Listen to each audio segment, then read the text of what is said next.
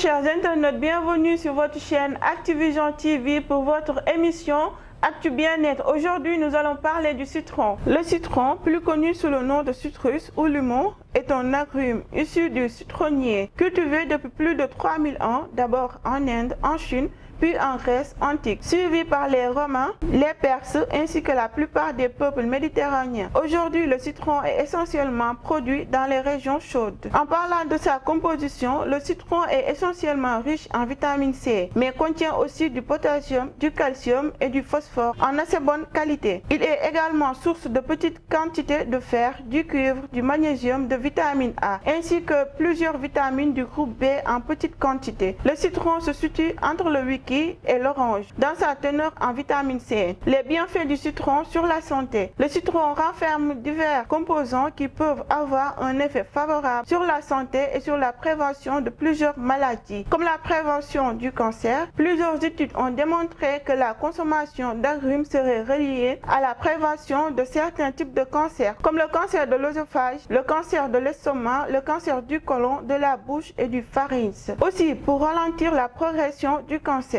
D'autres composés contenus dans les agrumes, les limonoïdes, ont également démontré des effets anti-cancer in vitro ou sur des modèles animaux. Ils pourraient diminuer la prolifération de cellules cancéreuses du sein, de l'estomac, du poumon, de la bouche et du côlon. Ils diminuent les risques de maladies cardiovasculaires. Plusieurs études épidémiologiques ont démontré qu'un apport régulier en flavonoïdes provenant d'agrumes est associé à une diminution du risque de maladies cardiovasculaires. Il calme aussi les inflammations. Plusieurs études ont démontré que les flavonoïdes des agrumes avaient des propriétés anti-inflammatoires. Il réduit l'hypercholestérolémie. Les flavonoïdes et les limonoïdes des agrumes et de leur jus pourraient avoir un potentiel de réduction de l'hypercholestérolémie. Des études réalisées chez l'animal ont démontré que certains d'entre eux abaissaient le cholestérol sanguin. Nous ne pouvons pas terminer les bienfaits sans parler de son rôle sur la perte de poids. De nombreux régimes amaigrissants nécessitent l'utilisation du citron et de son jus pour son impact sur la perte de poids.